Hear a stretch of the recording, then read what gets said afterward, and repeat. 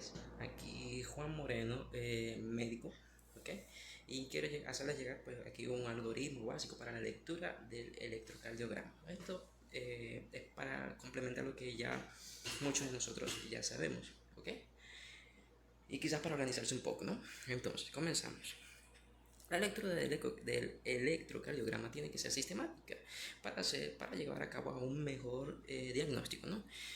Tenemos que valorar la estandarización, la frecuencia cardíaca, el ritmo, el cálculo del eje eléctrico, la onda P, el intervalo PR, el complejo QRS, el segmento ST, la onda T y el intervalo QT y el QT corregido. Importante. Disculpe.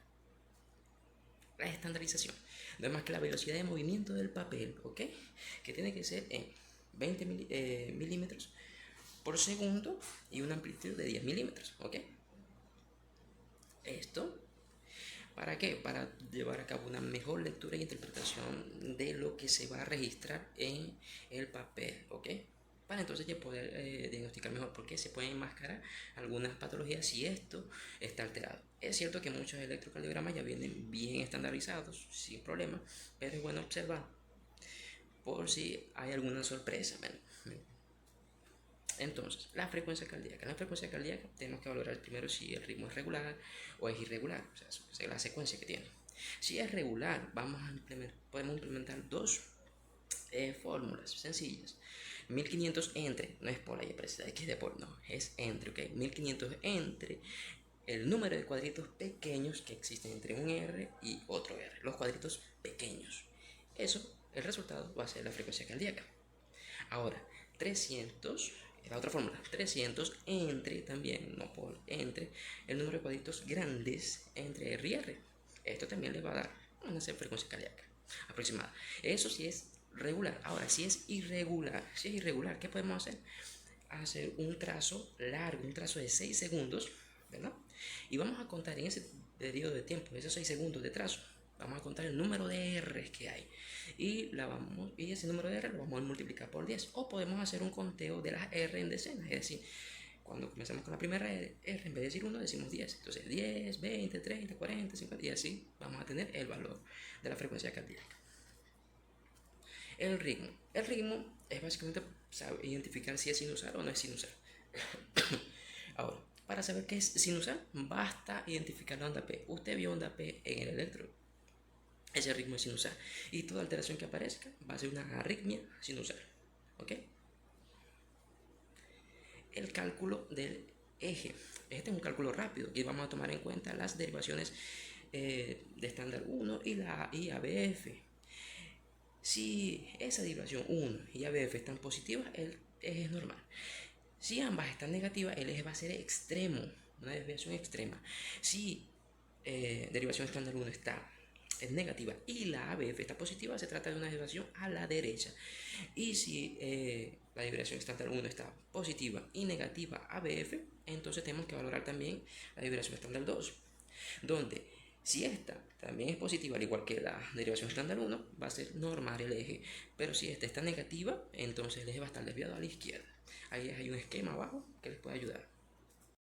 Bueno, ahora bien, continuamos y en esta parte vamos a hacer un paréntesis y vamos a hablar de dos pacientes. Un paciente con pulso palpable y otro paciente sin pulso o en parada, ¿ok? Entonces, en este caso, tenemos un paciente con pulso, vamos a hacer un análisis de todas las ondas, segmentos e intervalos actualmente, ¿ok? Entonces comenzamos con la onda P.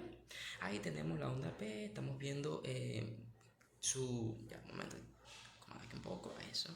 Entonces, estamos viendo la onda P, vemos su morfología, vemos su amplitud y su tiempo de duración, su forma normal. Ahora, vamos a hablar si la onda P está presente. Ya sabemos que cuando la onda P está presente, se trata de un ritmo sinusal. Entonces, tenemos un ritmo sinusal. Cualquier alteración en este punto va a tratarse de una alteración, una arritmia sinusal, en tal caso. Entonces, ¿qué vamos a ver? Si esa onda P es seguida o precedida de un complejo QRS.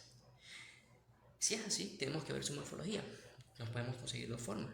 Una P picuda, llamada también P pulmonar, que es característica del aumento auricular o atrial derecho. Vamos a tener también una P mitral en forma de sombrerito, vamos a decirlo así, que esta va a ser característica del aumento atrial izquierdo. ¿ok? Típicas, ¿no? También se pueden conseguir bifásicas. Ahora, si esta P no es precedida de un complejo QRS, entonces, ¿qué vamos a ver ahí? Si se trata de un bloqueo atrioventricular de segundo grado o de tercer grado, ¿ok?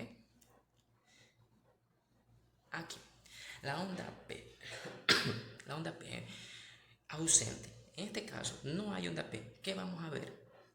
Si hay un conjunto de ondas asimétricas, irregulares y de baja amplitud entre los complejos QRS, se trata de una onda F minúscula, básicamente una fibrilación auricular.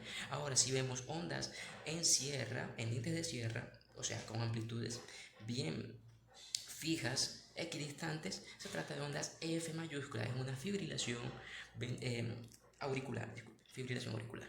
Ahora, ya dijimos, presencia de P, ritmo sinusal, ausencia de P, ritmo no sinusal. ¿Cuáles son los ritmos no sinusales que pueden aparecer?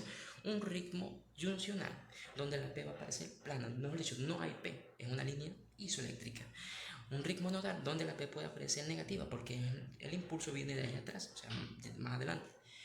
O un ritmo idioventricular, en este vamos a tener una P o plana o invertida, pero acompañada de un complejo QRS aberrante, amplio y de más ancho y con amplitud disminuida.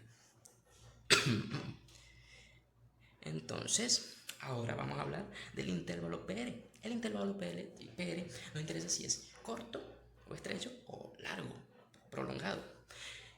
Cuando es corto, se trata de síndromes de preexcitación eléctrica. En este caso, el más común es el síndrome de Wolff-Parkinson-White. La presencia de onda delta es característica. Sin embargo, también nos podemos conseguir con el síndrome de Low-Gannon-Levine, donde es el complejo completo que se acerca más a la P. Tomando en cuenta que el síndrome de Wolff-Parkinson-White se caracteriza por la presencia del haz de Kent, que es el que manda ese impulso ectópico. Sin embargo, el síndrome de Low-Gannon-Levine son las fibras de James, en este caso. Ahora, si ese intervalo PR es largo, prolongado, vamos a hablar entonces de bloqueos atrioventriculares, ¿ok? Primer grado, de segundo grado, también de tercer grado, claro. Sabiendo que el bloqueo de primer grado no es más que el aumento pues, de ese intervalo PR, pero siempre va a haber complejo QRS. Ahora, cuando estamos en el segundo grado, en el bloqueo atrioventricular de segundo grado, vamos a dividirlo en cuatro: el MUSI 1, el MUSI 2, el 2-1 y el de alto grado. El MUSI 1 es aquel que tiene el fenómeno de Weckenbach. ¿Cuál es este fenómeno? Que a medida que va apareciendo una secuencia, en la P se va alejando, o sea, el intervalo PR se va ampliando hasta que por fin llega una que no conduce al complejo QRS. Ese es el fenómeno de Weckenbach. En el MUSI 2 simplemente se mantiene fija, separada, o sea, un intervalo fijo, ya bien prolongado, hasta que llega uno donde no conduce al complejo QRS. El 2-1 es simple, 2P, un complejo, 2P, un complejo. El de alto grado es 2P, un complejo, 2P, un complejo, 3P, un complejo. O sea, se adiciona más una P en un momento que no conduce a un complejo QRS. Y el de tercer grado es aquel que simplemente hay mayor cantidad de P que QRS. Y otra cosa, que también los QRS pueden mostrarse aberrantes, con mayor amplitud y positivo y ensanchados o negativos, ¿ok? Ya ahí ya uno podría decir si es una lesión pre-isioneana o post-isioneana, ¿ok? O sea, referente al haz de His. Ok, ahora vamos a hablar del complejo QRS. En el complejo QRS, ¿qué tenemos que ver? Si ese complejo es ancho y rápido. Si es ancho y rápido, estaremos enfrente de una taquicardia ventricular. Pronto. Si es fino y rápido, estaremos enfrente de una taquicardia supraventricular. Ahora, si la amplitud es elevada, estaremos enfrente de probablemente una hipertrofia ventricular, donde si es derecha, tenemos que tomar en cuenta que la onda R va a estar más amplia en B1, en B2 y presencia de S en B6.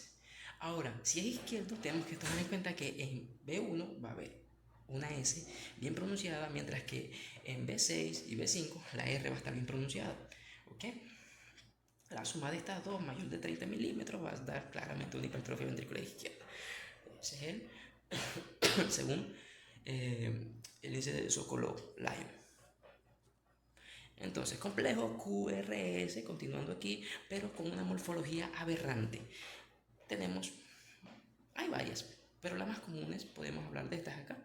Necrosis, presencia de QS, tenemos una P bien, tenemos un segmento, un intervalo PR, en este caso sería PQ, ahí presente. Y también vamos a tener, o sea, vamos a tener una onda T invertida y demás.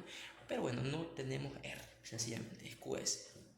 Ahora, si es a destiempo, es decir, que hay complejos QRS normal, pero de repente aparece uno aberrante, uno con una forma más amplia, con mayor amplitud, no se acompaña bien de las otras ondas continuas, o sea, tanto la T o P. En este caso podríamos hablar de una contracción ventricular prematura, una extrasístole. Ahí en ese ejemplo vemos una donde es más inmediata, o sea, la frecuencia que lleva es una frecuencia, aparece más inmediatamente que en la frecuencia, normal, según ese electro. Pero después de eso, de la aparición, aparece una pausa compensatoria, ahí claramente se ve.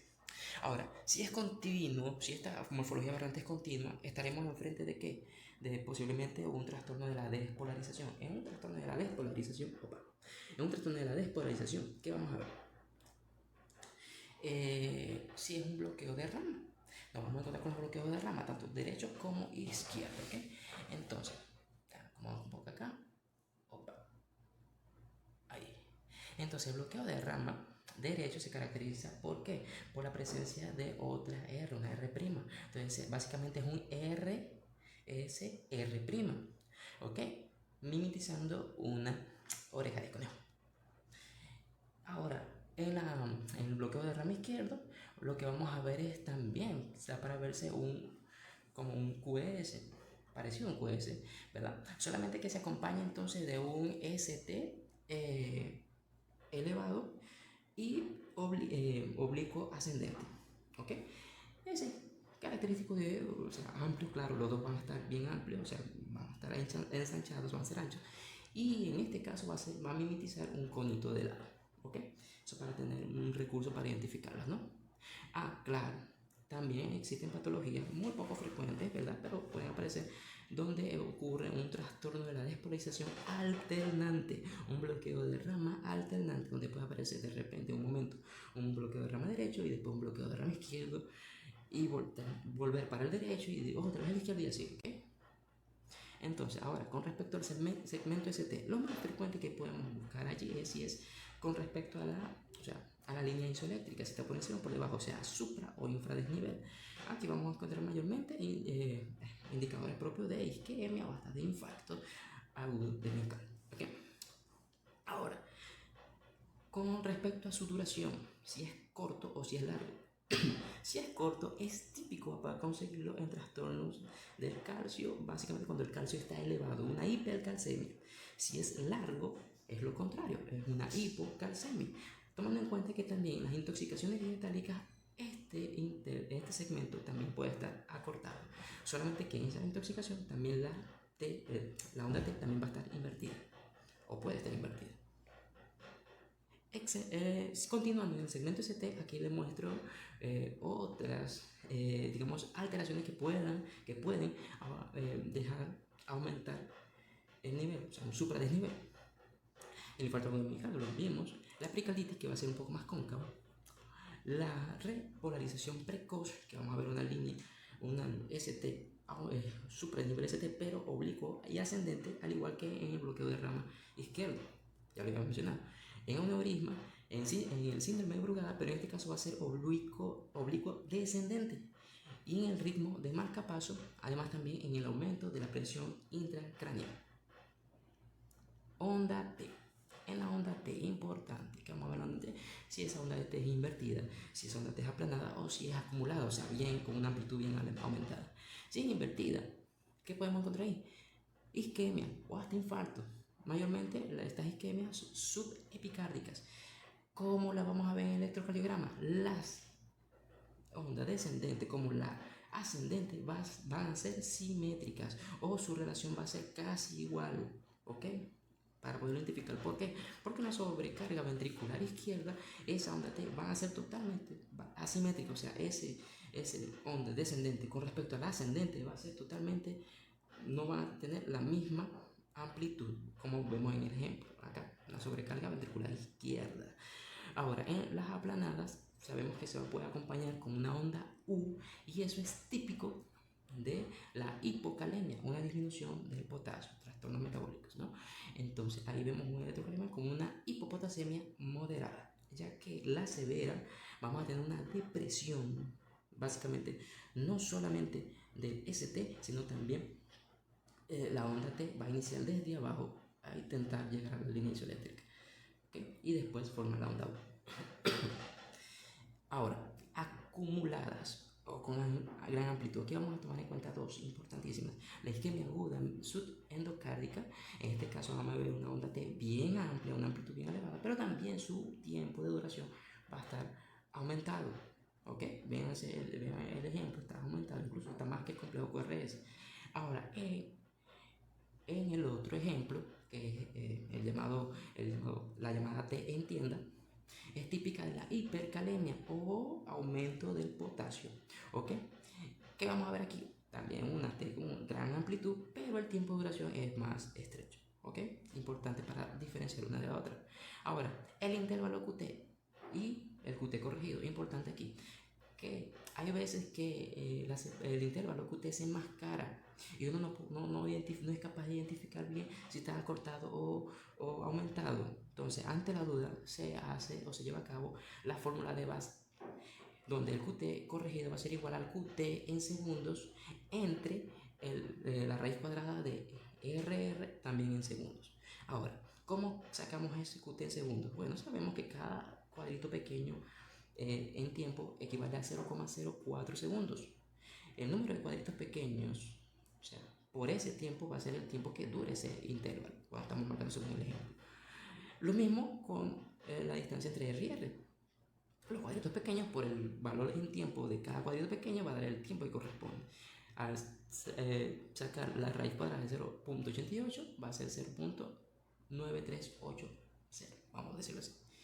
Entonces, esos valores los vamos a dividir posteriormente y vamos a tener el valor resultante ahí, según eso que vimos ahí en ese ejemplo. Disculpen, 0,426 segundos, que es igual a 426 milisegundos. Abajo tenemos un ejemplo, valores de referencia donde tanto para hombres como mujeres coincide el valor inferior de 340 milisegundos, mientras que el valor superior varía en hombres en 450 milisegundos y en mujeres en 470 milisegundos. Ok, vamos a dar un ejemplo. Si ese valor allá que está del ejemplo es que es normal, si hubiese dado por debajo de 430, estaremos con un paciente con un acortamiento del intervalo QT al sacar el intervalo QT corregido. ¿Ok? Acortado. Posiblemente, como ya habíamos hablado, una hipercalcemia, aunque también puede estar por una intoxicación digitálica o incluso otros tipos de trastornos de la conducción y metabólicos. ¿Ok? Entonces, ya habíamos hablado que íbamos a tomar en cuenta dos pacientes, un paciente con pulso palpable y un paciente sin pulso, ¿ok? Un paciente en parada. En este caso, ¿qué es lo que vamos a ver? Nos vamos a enfocar solamente en el complejo QRS. En este paciente, al ver el complejo QRS, vamos a ver si ese complejo QRS es irreconocible. Se va a tratar de una fibrilación ventricular. Si esas ondas fibrilares son muy variantes entre ellas, las amplitudes son muy variantes, se conoce también como torsión de puntas. Perdón. Ahora, si el complejo QRS está ausente, no aparece, o incluso hay algunos registros pequeños de algunas ondas oscilantes, se trata de una asistolia. Está escrito asistolia, sí. Es asistolia, ¿ok? Asistolia. Y bueno, si el complejo QRS es demasiado ancho y rápido, ya habíamos visto eso cuando estamos viendo el complejo QRS anteriormente, en el paciente con pulso, que también se trata de una taquicardia ventricular, solamente esta va a tener un apellido. Esa va a ser una taquicardia ventricular sin pulso, ¿ok? Ahora, si el registro electrocardiográfico es un registro normal, tenemos que revisar todas las derivaciones y aún sigue normal, conferimos el pulso y no hay pulso, pero el registro es normal, entonces se trata de una actividad eléctrica sin pulso. Importante aquí para los pacientes en parada, que las fibrilaciones ventriculares y las taquicardias ventriculares son ritmos desfibrilables, mientras que la sistolia y la actividad eléctrica sin pulso son ritmos no desfibrilables. Importante eso, mantenerlo siempre en mente. Y bueno, aquí finalizamos. Muchas gracias por su tiempo y bueno, aquí básicamente desde aquí la ECAE siempre ha sido una causa de desazón de muchos colegas médicos desde la facultad, incluso ya en la práctica, una suma de temores e incertidumbres. Sin embargo, insisto en que hay que seguir una sistemática, un orden a la hora de interpretar el electrocardiograma y siempre hacerlo en función del paciente, de sus características clínicas personales y su contexto clínico.